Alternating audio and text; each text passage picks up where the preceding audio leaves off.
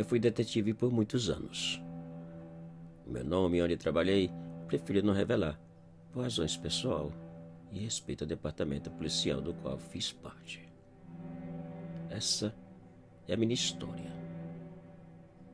Eu tinha 9 anos quando tudo começou. Não sei exatamente a hora. Só sei que já era tarde da noite quando fui acordado com os latidos dos cachorros por toda a rua. E pouco a pouco eu comecei a ouvir a razão da zoeira. O barulho de passos, de passadas lentas. Curioso, levantei e fui até a janela para ver quem era. Além dos passos, das passadas, eu também ouvi o estranho assobio. Eu fiquei ainda mais curioso em saber quem podia ser aquele louco que tinha coragem de sair caminhando àquela hora da noite, assobiando uma música tão horrível e fúnebre. E olhando por uma pequena brecha no canto da janela, eu esperei ele aparecer. As passadas e o assobio foram aproximando, e segundos depois, ele apareceu. Ao chegar à frente da nossa casa, o louco parou. E ali ficou assobiando, olhando para a minha janela. Por incrível que pareça, ele parecia saber exatamente onde eu estava. Ele era um homem alto, vestido com uma batina negra, luvas negras e um capuz negro, com apenas os buracos dos olhos e da boca abertos. O assobio me causava arrepios. Meu corpo tremia. Tive vontade de sair correndo e chamar o papai. Porém, algo me prendia no canto da janela sem poder tirar os olhos do louco.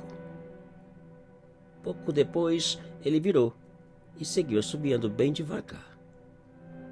E só então pude soltar a cortina e lentamente escorregar contra a parede, sentando apavorado e tremendo.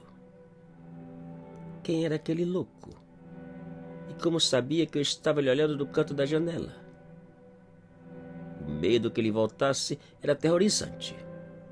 Eu passei a noite acordado, pensando no louco e com medo de dormir. Naquela mesma manhã, a mamãe comentou com tristeza que uma vozinha idosa havia desaparecido sem deixar rastros.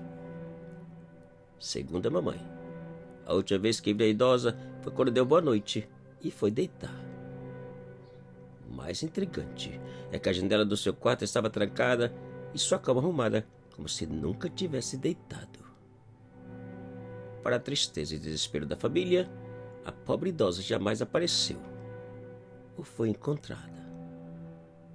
Eu cheguei a pensar que o louco tivesse alguma coisa a ver com o desaparecimento da idosa.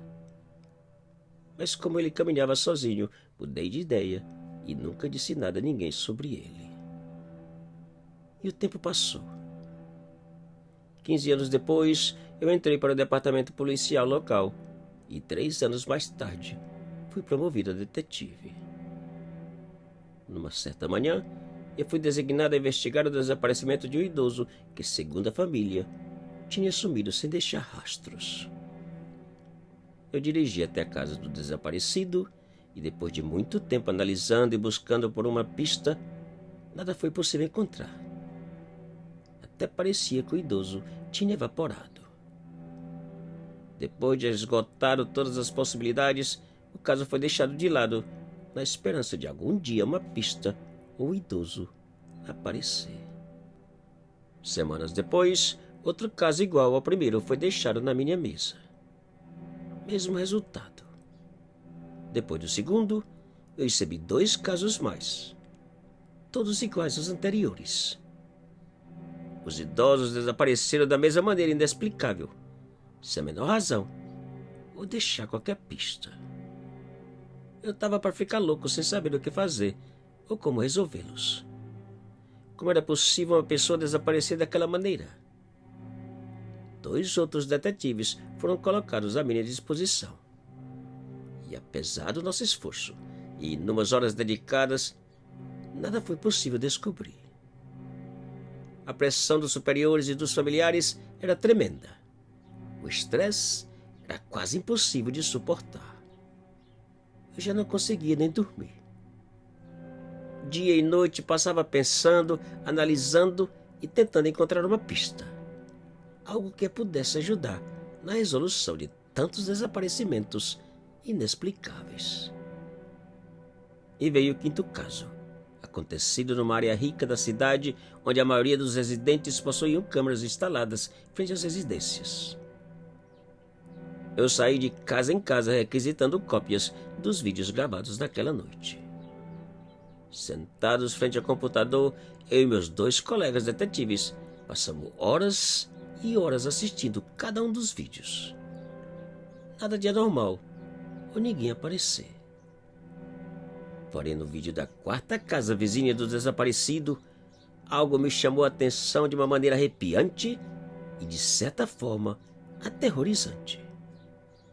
Para nossa sorte, o sistema de câmeras daquela residência era o que chamamos de doorbell cameras, com imagem e áudio. E pouco a pouco começamos a ouvir a música fúnebre que me fez recordar imediatamente do passado e da minha noite apavorante de infância. Enquanto os meus colegas aproximavam da tela do computador para ver quem era, eu dei 2 passos para trás, sem poder acreditar que aquele mesmo louco de tantos anos atrás fosse aparecer. Os segundos passaram. A expectativa aumentava com a aproximação dos passos e do assobio. E lentamente o louco apareceu vestido com a mesma túnica, máscara e luvas de antes. Quem é esse louco? Perguntavam meus colegas.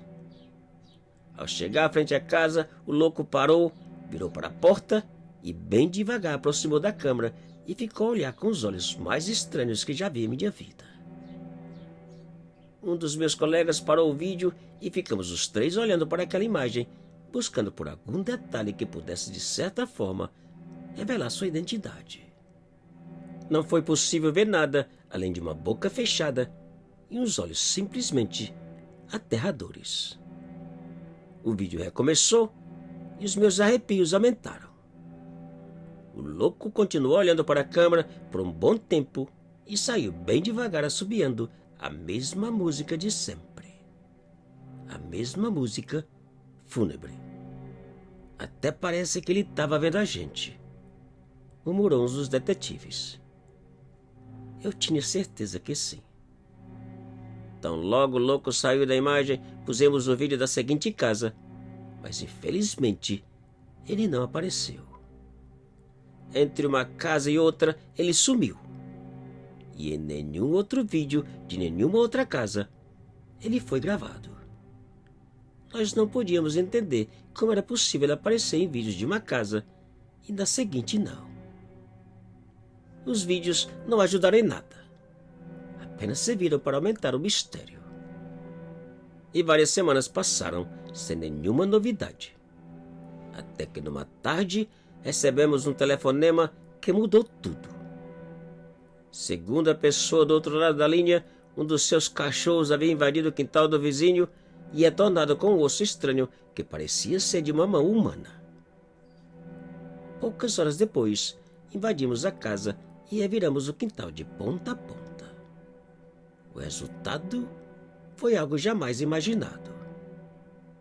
Enterrados em uma só cova profunda, encontramos 6 cadáveres amontoados, um sobre o outro. A casa estava vazia. Não havia nada, com exceção de uma caixa encontrada em um dos quartos. E dentro daquela caixa, encontramos uma túnica negra, um capuz negro e um par de luvas também negras. A residência pertencia a um senhor falecido anos atrás. E, segundo seus familiares, estava desocupada desde o seu falecimento.